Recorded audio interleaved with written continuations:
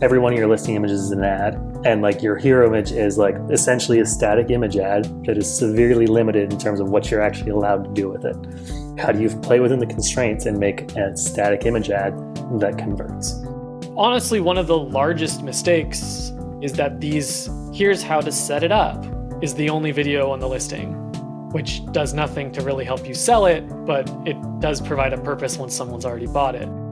Ideally, someone can make a purchase decision after just looking at your images. So they don't need to go read bullets. They don't need to jump to your website and do a bunch of comparison review. They don't need to go look at competitors. They're sold.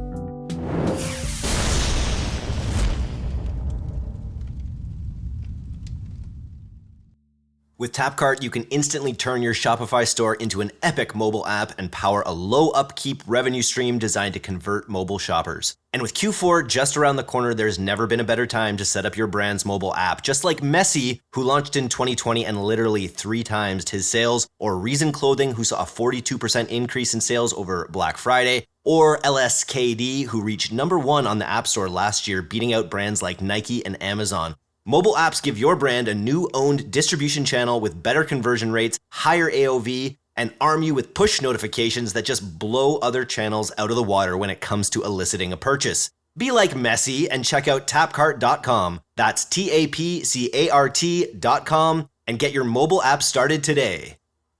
Clifford's got his tab. What is that? This? Looks like tab. It looks like tab. It's Guru. Oh, Guru. Yes. You're channeling it. I love it. You're getting ready for your education launch. Channeling education guru. You heard it here first. It's all killer, no filler. This is the D2C podcast. I'm Eric, and we're with Clifford and Rob from Pilot House's Amazon team. We were just previewing a course that we're working on with Clifford. It's going to be the ultimate Amazon ads course ever created, but we're just teasing that right now. We're in the whisper phase of that launch. But instead of that, we're actually going to talk about your listings, your Amazon image listing, or your Amazon listing images, and how to make sure you do those picture perfect every time. Great idea. What are we talking about here, guys? What do you want to say? I mean, we can start with the first image that everyone sees, which is the hero image. I feel like that's a good place to really kick off. Do it. All right. I mean, hero image is like, unless you're running a top of search sponsored brand placement, hero image is the first experience someone has with your brand. So spending a lot of time on that to really draw someone in and create a good experience is, I would say, important. But also, when you think about that first experience, you're trying to draw the eye and get the click. The better you can optimize your hero image, the more traffic you're going to get to your listing. So it seems like such a simple image because Amazon has so many restrictions around it, but I feel like it is very important to focus on and really lean into. And when looking at a hero, it's like, it's going to be in the sea of search results. So I think the first thing to look at is like, how do you draw the eye? How do you make it stand out? And the way to start with that is looking at, well, what's everyone else doing? Like, if you search your top keywords, where do you want to compete? What does everyone else look like? What are they including? What are they not including? And start to say like, well, like, how do we not fit in, but how do we stand out? And if you can draw the eye and get the click, then your listing is going to do the heavy work of selling. Very interesting. We launched a Creative Corner this week, and we talked a lot about negative space in your ads and in your videos. I noticed, most people use that white sort of matrix background. And how do you balance like cramming imagery in there versus still having negative space to draw the eye? Yeah, the outside pixels of your hero image have to be full blank white for Amazon to approve it. And what happens is when you do leave them full white, they allows your image to take up more of that box. So you only get a certain size box on those search results pages.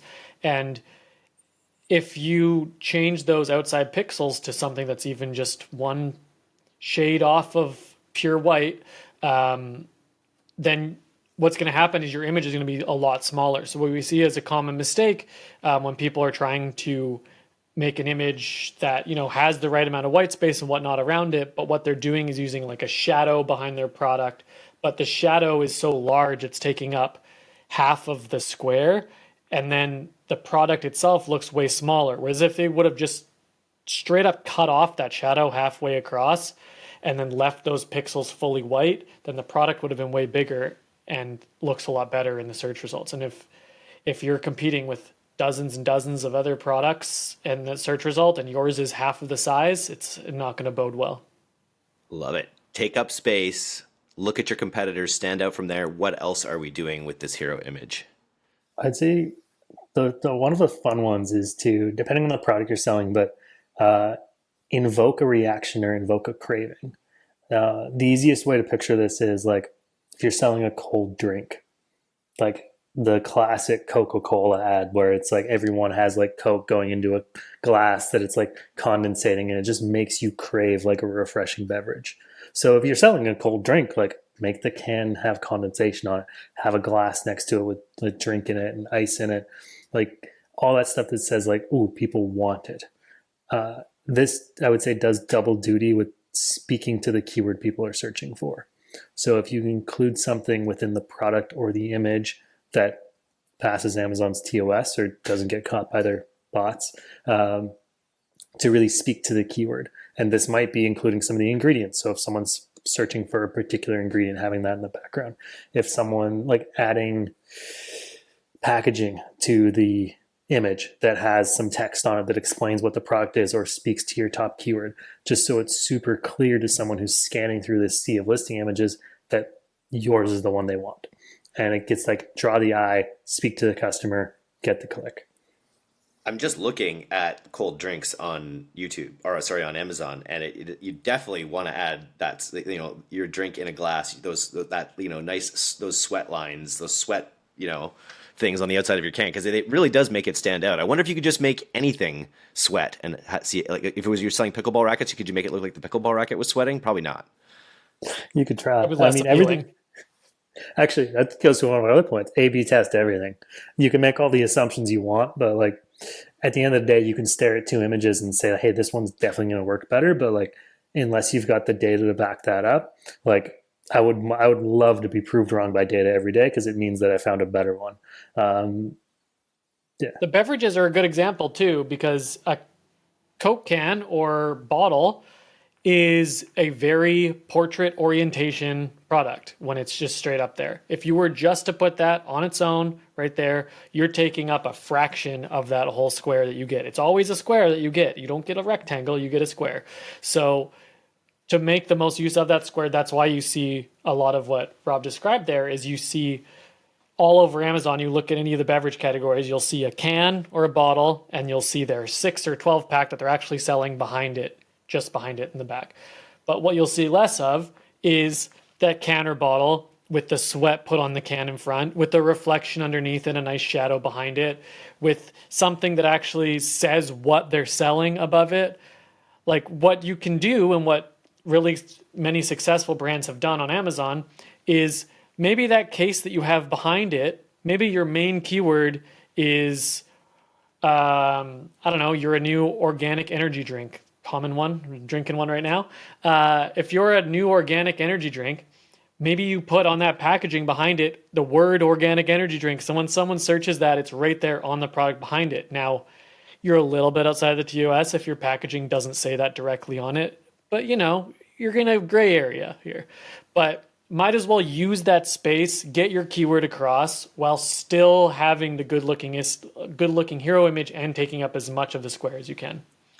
I'm just, as a great example, I'm just looking up, you look up cold drinks on Amazon, you see Pepsi and Coca-Cola. Pepsi has a full square with a sweaty can on it, on the box. So they're getting the best of both worlds. They're taking up all the space. And next to Coca-Cola that just has this like little skinny thing. And it's funny because it looks like Pepsi is outperforming on this keyword definitely over Coca-Cola. And that you rarely see that in a world where you have to be like, is it okay we have Pepsi? It's interesting to see they're doing well on Amazon. Very cool. Okay, so I think that kind of covers our main hero image breakdown.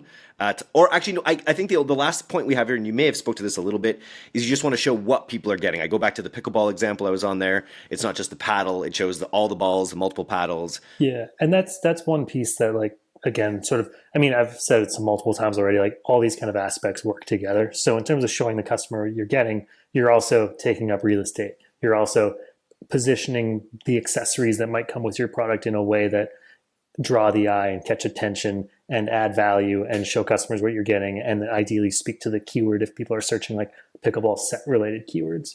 So you're kind of trying to capture all those different things. But that is one thing to think about when building listing images. Like, well, what does the product come with? Does that add value? How do I show that in an aesthetically pleasing way that does move a customer closer to a purchase? Keeping in mind, these hero images aren't just for your organic search results. All of the things we talk about with ads, with sponsored product ads, sponsored brand ads, all of them use your hero image in those search results. You're just paying to put that hero image somewhere else. That's what your ads are. You're paying Amazon money to put your hero image in front of other people who are searching for something else. So you're not like, you're affecting everything. So a 0.5% change in your click-through rate, like a 0.5 point change, could be a massive change in not just your organic sales, but your return on your ad spend, your conversion rate on ads. Like it could affect everything downstream just from a very, very small improvement in your hero image. So it's not just like it's only hitting the people who organically search it. It affects every aspect of your entire Amazon business with that product. That's why they call it the hero. Exactly. And like Clifford said this in the call before this, we're chatting, is like every one of your listing images is an ad. And like your hero image is like essentially a static image ad that is severely limited in terms of what you're actually allowed to do with it. So then it's like, how do you play within the constraints and make a static image ad that converts?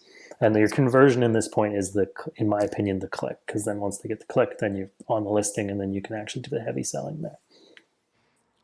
And you can use the supporting listing images. So what do we want to do with all of the supporting images if we've discussed the hero? Yeah. My biggest thing with supporting listing images that applies to all of them is every image should move you closer to a purchase in some way. Whether that's combating an objection, whether it's adding value, whether it's being on brand, maybe it's invoking a craving. But I would say when you're going through each image, ask yourself, is it moving the customer closer to a purchase? 100%. Yeah, I love that point. And then when you're like, depending on the different category you're in, there's a lot of requirement things you need to get around, right? So let's say you're in something like beverages, we're on the topic. Maybe you need to list your ingredients somewhere on there. Maybe you need to get your nutrition facts somewhere in there. But you don't need to have a back of the can shot. That's it. That's all it is. You could have your ingredients shot, and beside it, you have a couple little points of pointing to the ingredients. This is why this one's good, and this is why this one's good, or something. Or you just mention some branded thing beside it in that image. Like there's just no reason to take your 6 or so that show immediately and 9 or so total listing images that you get. There's no reason for them to be boring, horrible images that aren't on brand. Like just because there is some things in some categories you need to get across, maybe it's dimensions in another category or whatnot, but every time you do that, you can still use them. Like Rob said, every image getting them closer to the conversion is not just about the getting across the little specifics you need to get across. It's also using every one of those as a selling point. If it has to be dimensions, well, here's why these dimensions are great. This is better because of this. We've designed it to purposely be this long because we know it's the perfect length for your shower curtain rod. You know what I mean? Like every one of these images should have a selling point around it with brand coherency behind it. Pepsi's letting me down. I'm looking at its supporting images, and it's not looking that good. They repeat their nutrition facts twice, which you think you wouldn't really want to lean on the 42 grams of sugar that you're mentioning twice. It does tell you what size it is in your hand, which I think is convenient. But I would just, they have so many, maybe, I don't know, maybe there are FDA limitations about what they can put in there, but they have so many amazing advertising images. I'm surprised they're not using that real estate to like show even, I don't know, just to show other aspects of the product. It's like they just dumped a bunch of images there.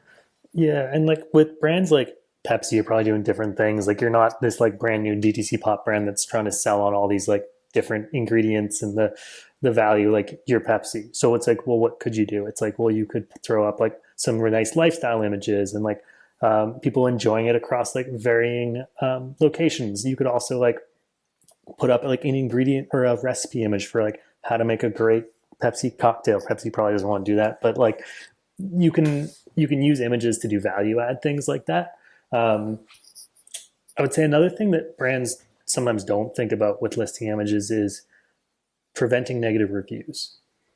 And that's both from a, if you know you get negative reviews on your DTC site, for example, for a particular reason, and say it's like a misuse reason, like customers always like, they just are bad at using the product, or it's a misinterpretation, like they think it does something, and it's really common that they think it does a particular thing, but yours actually doesn't do that thing.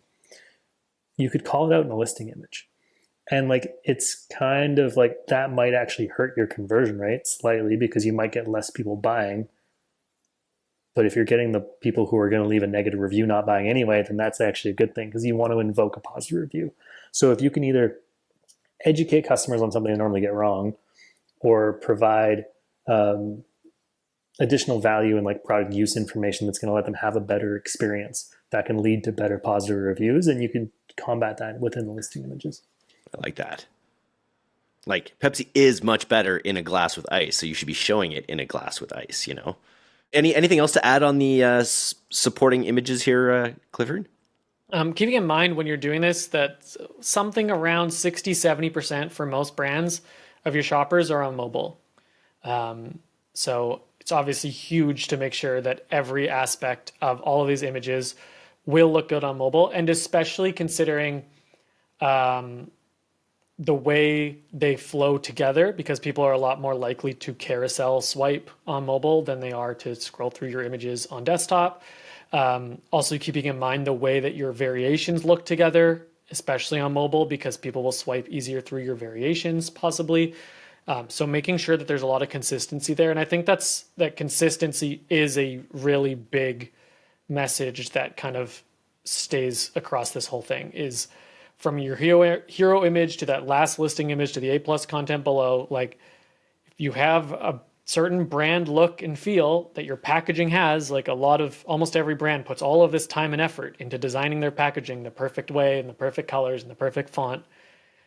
Just keep that consistent through your images, whether it's with overlays or other packaging or lifestyle images, or you put your packaging pink so you made all the people in the ads or in your images wear pink, whatever it might be.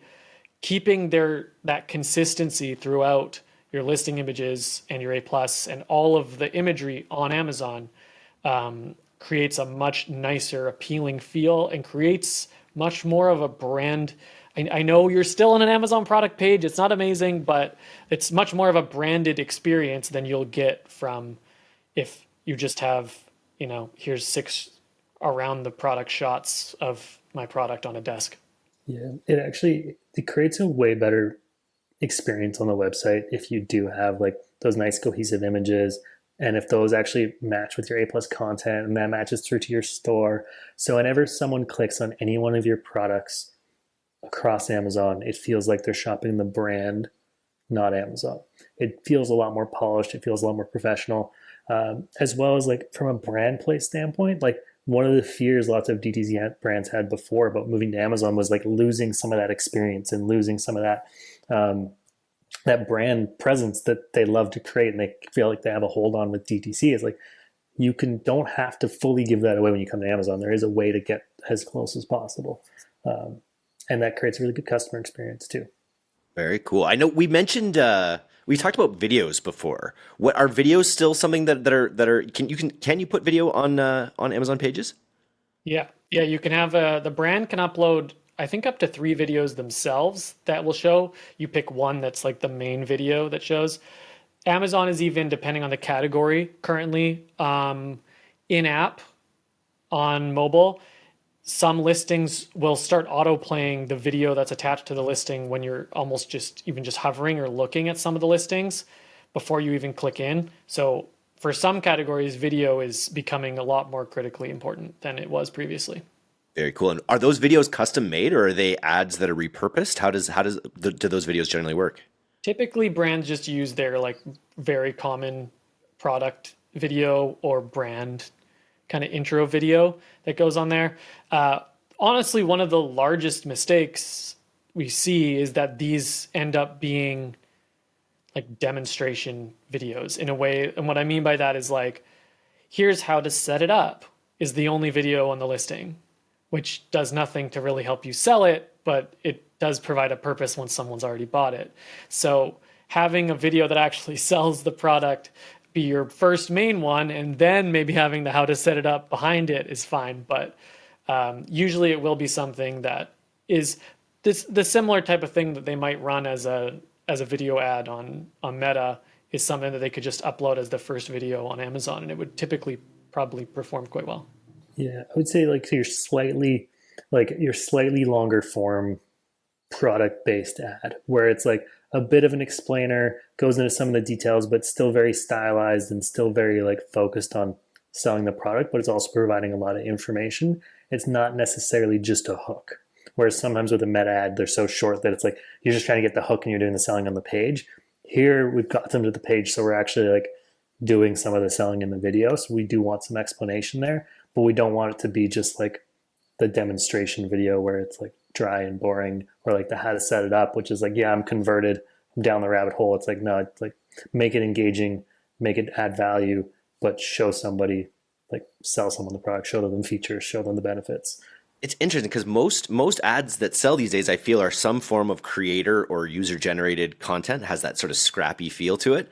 And I think in Amazon, you're not anticipating that. You're anticipating something a bit more polished. So I'd love to see a combination of those approaches where you do have some aspect of it looking like a polished brand video, but then also having UGC or like social proof in that format that tends to convert really well online.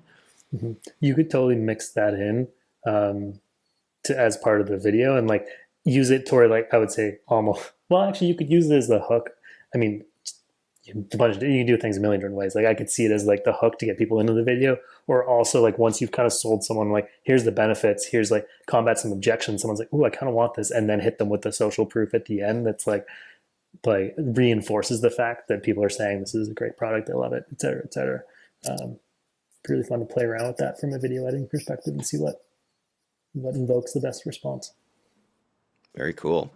Anything else to add about the images here? I think we've covered, everything everyone needs to know about these two category of images. Anything final to add? I'd just say, ideally, someone can make a purchase decision after just looking at your images. So they don't need to go read bullets. They don't need to jump to your website and do a bunch of comparison review. They don't need to go look at competitors.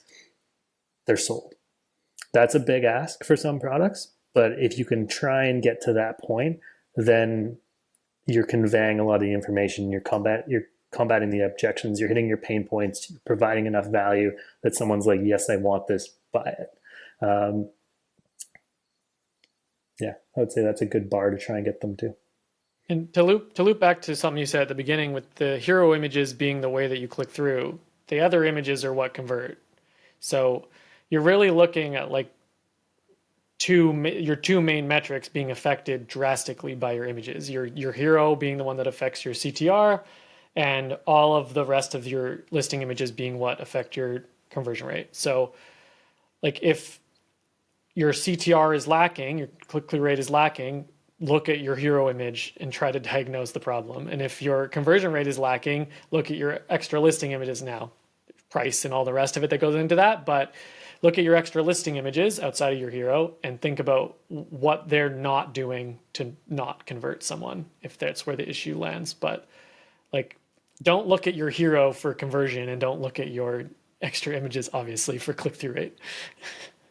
It's all part of the process.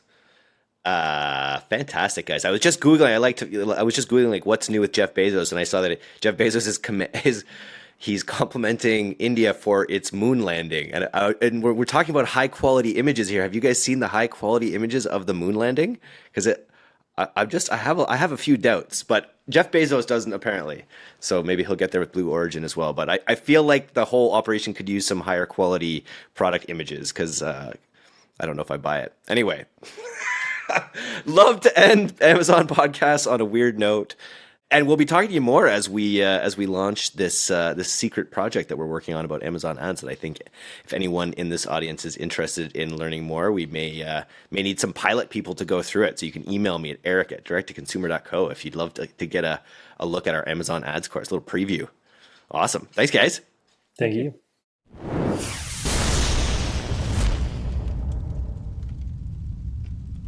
Thanks for listening to today's episode. If you're not getting the D2C newsletter, you can subscribe for free at directtoconsumer.co. And if you want to learn more about Pilot House's all-killer, no-filler services, take off to pilothouse.co. I'm Eric Dick, and this has been the D2C Podcast. We'll see you next time.